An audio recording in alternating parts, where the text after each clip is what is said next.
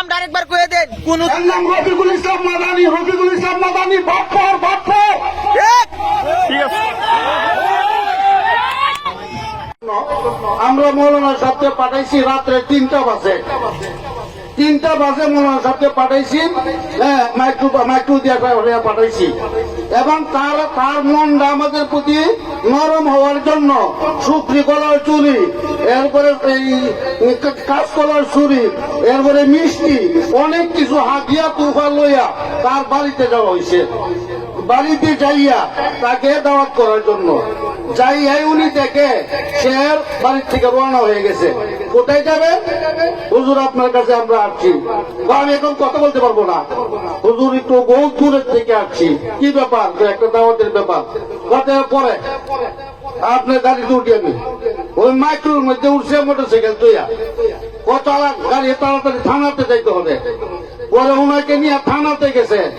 থানাতে গিয়া এর বোন জামাইরে কেডা মারছে বা শাস্ত্র ভাই মারছে, এক লয়ে গেছে কেস। থানাতে গিয়া কেস দিয়া তার কাছে করছে এক্ষণে আসামি ধরান, এক্ষণে আসামি ধরে আনতে হবে। পরে 2 আসামি সাথে সাথে 2 আনছে। আনার পরে লকআপও পড়ছে। বলার পরে মৌলানার গায়ে 200 টাকা দেন, দুনিয়ার বাপের কে মৌলানাতে পাইবো, 200 টাকা দেন। পরে 200 টাকা দিছে, কারণ আমরা তো উদ্দেশ্য দেওয়া, এই জন্যই তো আমরা তার কাছে গেছি। 200 টাকা দিছে বাদে 200 টাকাটা খাবার আইন না। এরপরে 2 আসামি খাওয়াইছে, খাওয়াইয়া কেস ফাইল কইরা চলেন এই আপনার যেতে হবে, এই মেডিকেলে যেতে হবে, কমিশন এই মেডিকেলে যেতে হবে, আমার ইয়াতে দেখতে হবে আগে দিয়া। বুঝলাম এই রে, ওই থানার থেকে প্রায় 50-60 মাইল দূরে আবার রয়ে গেছে মেডিকেল, একটু দোকানে দাওয়াত দেওয়ার জন্য। মেডিকেলে যাওয়ার পরে এর গঞ্জামেরে দেখছে, দেখার পরে আবার আমাকে আবার বাড়িতে নিয়ে যেতে হবে। আবার বাড়িতে নিয়ে গেছে, গিয়া সাইডে তারপরে ওইখানে গিয়া পরে বলতেছে আচ্ছা ঠিক আছে আমি 1 মাস পরে আপনার ডেটটা দিতেছি। হ্যাঁ, তো আমরা অপেক্ষা করে রইলাম। 1 মাস পরে আমাদেরকে ডেট দিছে 1 জানুয়ারি বাদ আসর। আসরের পরে আমার বয়ান। আলহামদুলিল্লাহ আমরা আর কি, এরপরে আমরা তাকে গাড়ি ভাড়া 5000 টাকা দিয়েছি। আর যে গাড়িতে নিয়ে গেছি ওই গাড়িটা তো এর ঘুরা আমরা ঘুরতেছি, এর বাপের গাড়ি দুগুনকালি ঘুরতেছি আমরা লইয়া। এরপরে শেষ পর্যন্ত দাওয়াত রাখছে 1 জানুয়ারি। দাওয়াত রাখার পরে আমরা অন্যান্য বক্তারা ওনাদেরকে দাওয়াত করছি, দাওয়াত করে হ্যান্ডবিল পোস্টার করে আমরা এবার প্রচার প্রসার করছি। করার পরে আজকে এই চোরে আজকে এই বাপ্পারে আজকে একটা ঋণ পর্যন্ত আমাদের ধরতেছে না। এবারে 5 টাকা করে সবার আছে। এই কিসের নীতিবাদ? এটা আলেম বলে যাবে না, এই হচ্ছে আলেম নামের কলঙ্ক।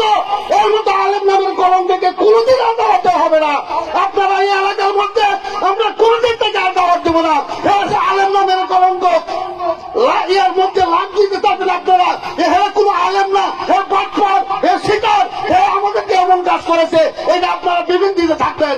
কারণ আমাদেরকে যে কষ্টটা দিয়েছে, যে আঘাতটা দিয়েছে, আমাদেরকে যে অপমূল্যায়নটা করেছে, এর মতন ব্যক্তিকে আমরা কোনো আলেম মানতে পারি না। এই আলেম নামের একটা কলঙ্ক। তাই আপনাদেরকে বলে দিচ্ছি, দুঃখের সাথে বলতে চাচ্ছি, দুঃখের সাথে আপনাদের কাছে কথা বলছি। আমাদের কান্না আসতেছে, এত কষ্ট করে আমাদেরকে দিয়া, এরপরে আমাদের সম্মেলনের মধ্যে সে আসলো না। একদিকে আলেম বলা যাবে, একে কোনোদিন আলেম বলবো না। বাটপার ছাড়া আমরা কিছু তাকে বলবো না। আলেম নামের কলঙ্ক।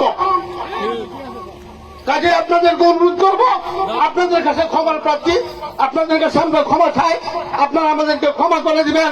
আমরা কষ্ট পাইছি, আপনারা কষ্ট পাইছেন, কিন্তু মনে রাখবেন হের কাছে আর কোনদিন দাওয়াতের জন্য আমরা কোনদিন কেউ না যায়।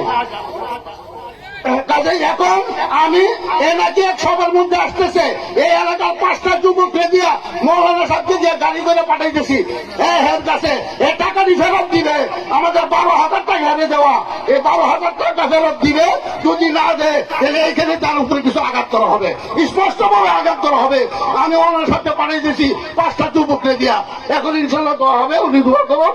আপনারা এটা জেনে রাখেন, আপনাকে জানাইবার জন্য দুঃখের সাথে এই কথাটা বলতে হয়েছে।